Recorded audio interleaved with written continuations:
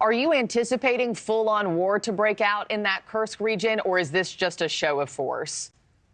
I think it's pretty clear that these 50,000 or so troops are amassed for a counteroffensive for Russia to try to take back the Kursk region, which Ukraine has held for 3 months. And what's so surprising is that Russia waited this long to mount a counteroffensive. This is really embarrassing for Russia and for Putin that Ukraine was able to launch this offensive into Russia, to get this deep into Russia and to control this much territory inside Russia. We don't know what's even happening inside that territory because there's not really cell phone coverage. Journalists can't go in there. Reportedly, Ukrainian troops, though, have held the territory without committing the same types of atrocities that Russian troops have committed inside Ukraine. But there's going to be a big battle now if Russia is planning to take it back. And as you mentioned, apparently there's at least 10,000 North Korean troops that are going to participate. North Korean troops have not participated in the fight against Ukraine in any significant way yet. They're untested. Many of them are inexperienced. You have to wonder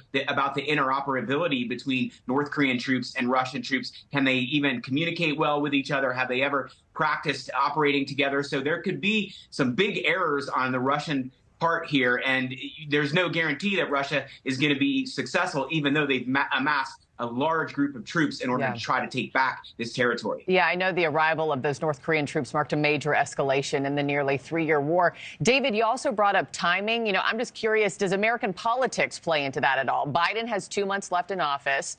Trump's about to take over once again. Does that play a role in it, and how might that change the ground game there?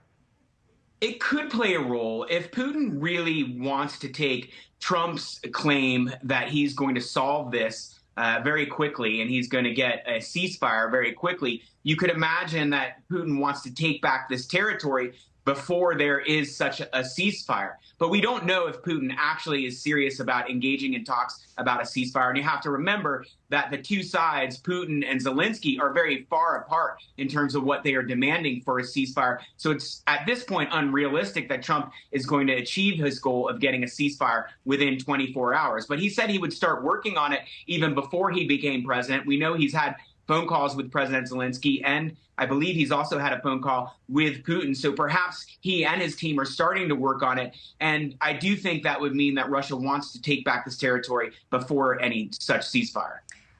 30 seconds left, David. Is Ukraine prepared to take on 50,000 soldiers?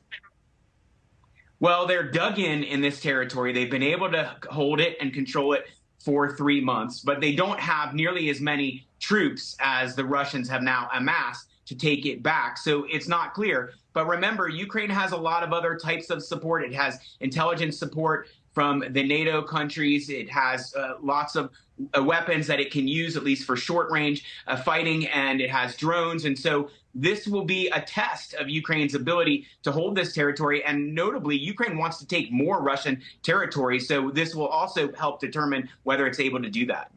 I got to end it there. David Tafuri, thank you so much as always.